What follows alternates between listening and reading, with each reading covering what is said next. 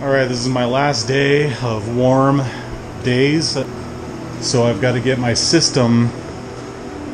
shower system and everything out of my tiny house shed thing and just put it in here. Alright, I was able to pull my old shower out of there, and the rustic sink is out of the tiny house shed, and there's quite a bit of room left.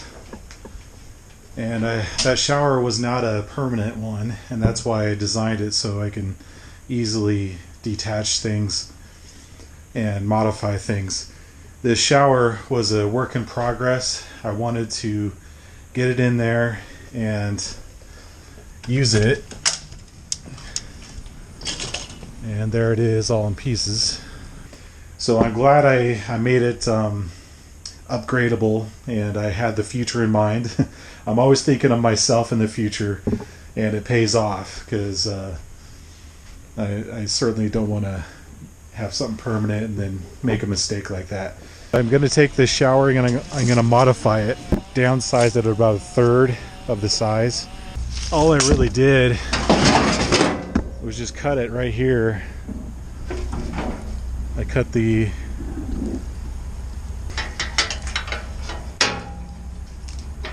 So I cut these bars off here, and that was it, and then I just cut it down the middle.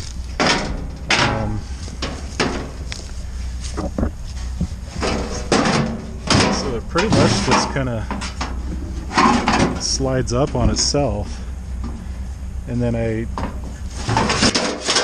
cut a little tongue out there like that, just so I could it'll stick out here, so I could drill a hole and it'll have some extra rigid attachment there. So here it is attached. It wasn't as hard as I was thinking. I just had to kind of pound it in, and it's pretty simple as I just told you. But this is actually more rigid than before, since this support is closer up, and so that's good. Plus it's kind of doubled up with the metal. Alright, so there's my modified shower base. Cut it down right there. Here's my little skill saw here. And I thought through this a lot, so I could either use a bunch of caulking around it. I thought of even just heating the plastic and bending it up. That's what I was meaning. Plastic welding, ideas like that to attach it.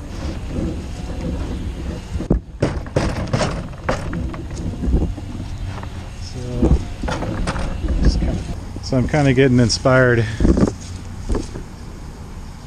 as I look at it. So I originally was gonna just cut this cage part right back exactly where the front was. But I was thinking, actually, I could just cut off about right there and have little hooks for towels and stuff like that. So there's an attachment you can get at, I got this at Menards, I think Lowe's, or it's a gator lock or whatever. So it's just essentially an adapter.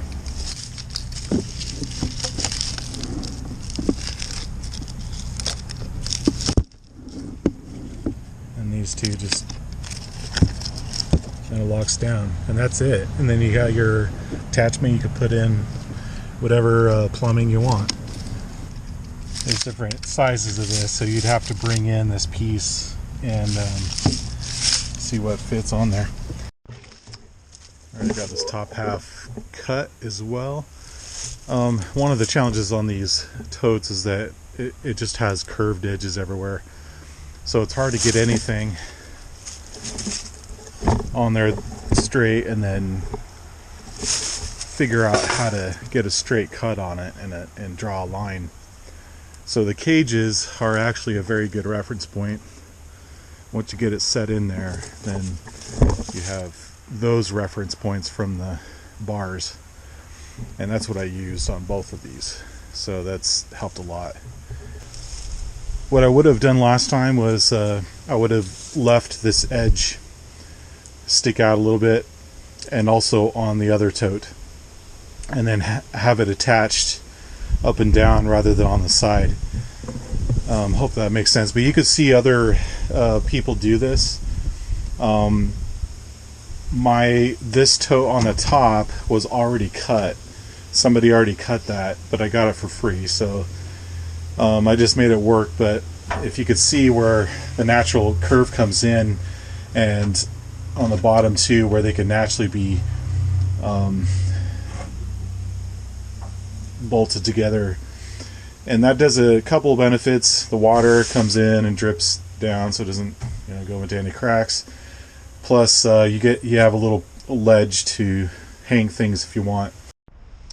Now, if you didn't see the first time that I made this, these bars came from the tote itself, and I'm just repurposing them. This front bar is going to be for the shower curtain, so it'll go in like that, and then this other bar will be for hanging stuff, attaching the shower head and stuff like that. So since I'm going to have the shower head closer here, I'm not going to need this bar for that, so I'll just use it for the shower curtain. And I like the shower curtain. I prefer the shower curtain be rather than having the door. That door was just flimsy, and it probably would take a lot more effort just to get a frame on it, get it sturdy enough. And then I had these hinges that I put it on, and it just wasn't, it's just a lot of work to try to get it to seal up and all that stuff. And plus, if there's a shower curtain, I mean, there's kind of elbow room that you can have. I did have to modify it just a little bit. It had to be a little bit shorter so it would fit on here. Essentially, I just put it in a vise and just kind of crushed it down a little bit further up the pipe, and then I bent it up so it kind of curves up with the tote itself. So I needed to mention that in case you were confused of why it's working for me. And here's the tote all completed, all together. This is how you would see it without the black plastic stuff on it. But these bars right here is what I was talking about.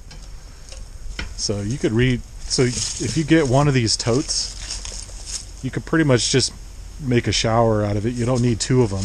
Just cut it right here, just flip it over and put it on top, and pretend this is the part you cut off.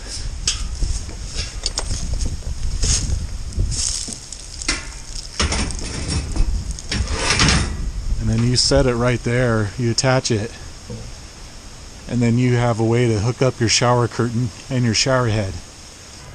Or just even get one of those shower pads for, I think they're for clothes washers. Just get one of those if you want it real simple. And then just get a way to get a shower curtain on top of it, and then hook a hose to drain outside somewhere. Alright, here you go. This is what I was talking about. I just cut this side off, cut the other side off just the same, and I put these little couplers here, so if I ever move the shower around, I could easily detach it and just put it on the other side. Alright, I've been getting my gravity fed water system transferred over from my tiny house shed, and I just basically took everything from in there to out here, and this rustic sink will work great out here. Looks really good in that corner. If you haven't seen my video about my gravity fed water system, I'll just quickly go over it, but I've had enough time to be able to test it out and see how I like it, and I really like it. I feel like this is going to change the RV camper world, and not just campers and RVs, but also tiny houses, the system, and also regular houses. In other countries, they have this concept where they have a holding tank above their apartment complex or their house or something, and if the power ever goes out or whatever, but they can still use water. they have a reserve to use for, I don't know, a week or two or whatever it is. But I love that concept. And if you know, sometimes the power goes out, and if you have an electric pump for your well, then you don't have water. But this will give you all the water you're ever going to need. Yeah, a flushable toilet, everything, just from gravity fed stuff. And this is all gravity fed. I don't need a water pump, and I don't need a propane water heater that's on demand or heats it up in a tank at all. But I have a water tank that I use from a chemical sprayer, and this works amazing. I really love this, and I'm going to try to describe this to you. So it's not pressurized, but it is sealed up and contained, and so as I use the water out of it, new fresh water constantly supplies the stuff I'm using, just as I use it. So it acts like a regular water heater in your house. So it's got this just without the pressure. So the gravity just pulls it in as I use it, and the water will just get cooler as I use it because the cold water is, you know, supplying it. But I can get a good 10-minute shower out of that. It's a 2-gallon tank, and I've gotten it down to, if I'm really conservative, like a half gallon for, you know, a shower. So I can, you know, several people, I don't know, 3 or 4 people could probably get a shower out of that if they're really conservative about it. But if not, they could just wait till it warms up again. And I have a modified crock pot, and I only use the low setting, and that gets it scalding hot. You know, it gets really hot. So I don't even need the high setting. So the wattage is like, you know, like 2 or 3 light bulbs worth. I think it's like 200 and something watts. So that's all I'm using for that, and I just leave it on. And so once the hot water is depleted from a few showers, then it's already replenished, so it just has to heat up the water again.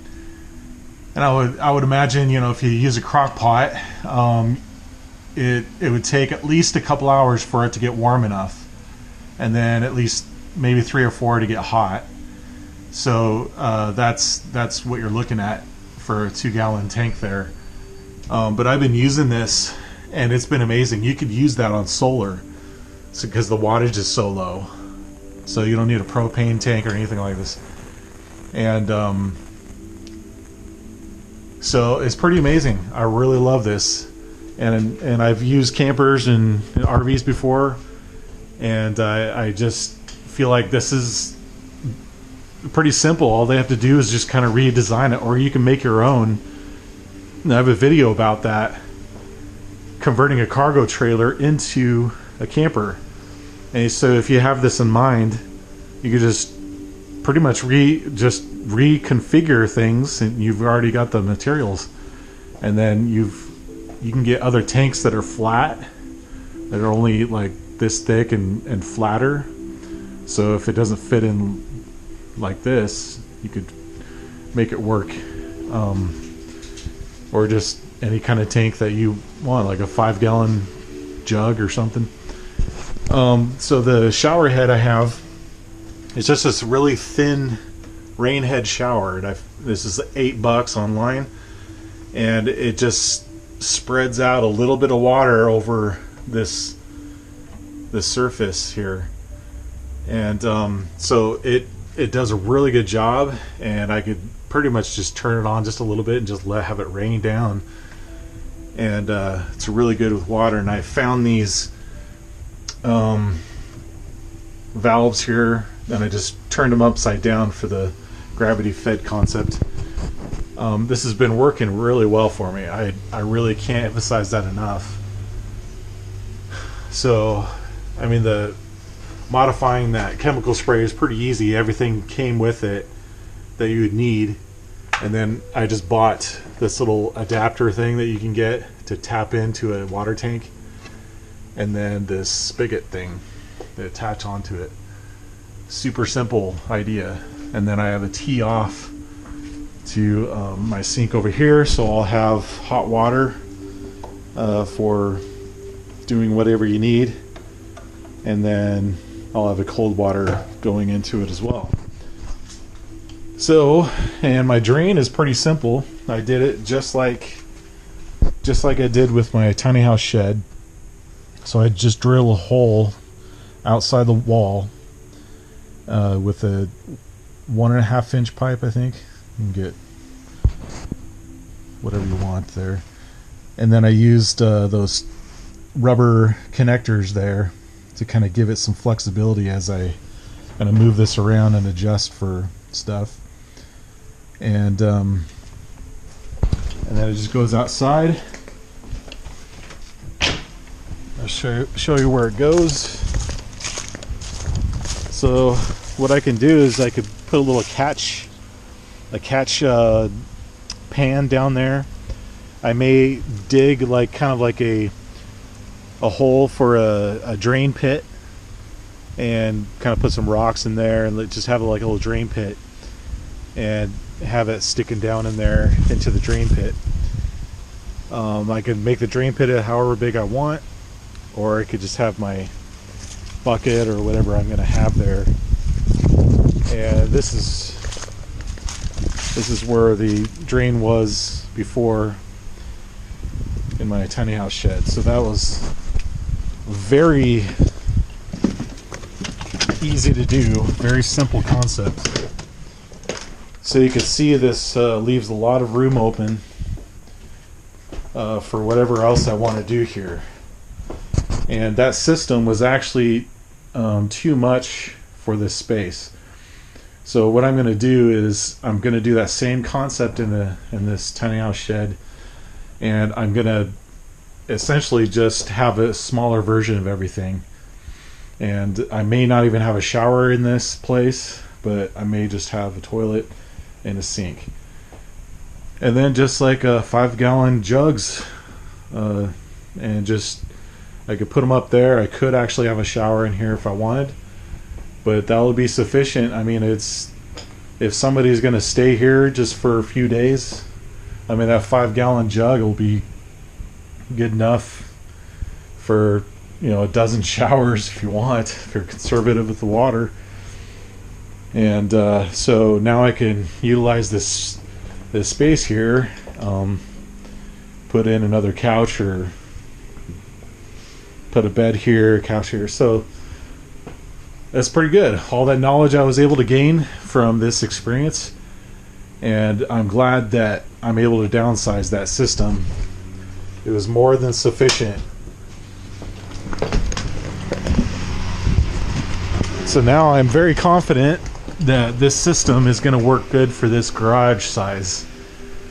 And for guests that come over, this tank will be good enough for a couple weeks. I mean, them using it quite a bit. I mean, just if you have experience with campers and RVs, I mean, it's a 37-gallon tank for a camper anyway, so you can imagine what that would be. I do have to raise that up a little bit. Again, so I have this, because it has to be above that tank in order for the gravity to take advantage of all the water. I mean, it's intuitive. I mean, it's just like a normal shower. Somebody who doesn't know it's a gravity-fed shower can turn on the hot and cold and mix it, and it works all the same. So it's just a fantastic idea, and it's just improvement from here on out. Alright, so this shower, I knew I was going to have to concentrate on this shower bottom part, the shower pan part, basically. And I always try to avoid cutting or putting holes in anything that retains water, or like a roof or something like this. And this one I couldn't really avoid it, and I just needed to shrink it down. And besides, the shower is kind of like a longer term temporary shower. I'm going to eventually have a very nice shower pan that I'm going to buy, or customize it with a tile, and I could use tile with this because it's got a good solid concrete foundation, and I might just do a nice one like that. What I got was this elastic crack sealer and repair roof patch, and this stuff is just kind of a white flexible tar type stuff. I know RVs use it, campers, really good stuff, and it's flexible, so if it ever flexes like this, then it'll have some kind of give to it. I mean, that's the Gorilla Glue and the caulking up here, so it was doing pretty good. Alright, so as I pull this away, I realize the Gorilla Glue is fine. It's just this caulking, and a lot of it still is like not even cured at all. It's just kind of the outer edge. I just did that wrong, so I need to clean that out. Luckily, it was cheap enough for this little learning experience. But whenever you're learning something for the first time, you gotta just kind of be patient with yourself, and with things like this, you just have to have your mindset that you're going to run into setbacks and all this stuff. But if you look at it as an education, it's not setbacks at all. It's just you're learning, and you're growing, and you're experimenting, inventing, innovating, and all those things. Alright, well, I hope this is going to work. It's like spreading icing on a cake. It's very liberal with that. Some of it's going to seep out, but I just want to make sure that sucker's going to be staying where it's at. Alright, well, I really glopped it on there, and this is just, I think I'm just going to, in my next design, improve what I was going to do here. I may not even use a tote, but I'm looking for different alternatives. Maybe a water tank that's this size, so I don't have to cut anything down to size or anything, or cut any holes in the bottom or whatever.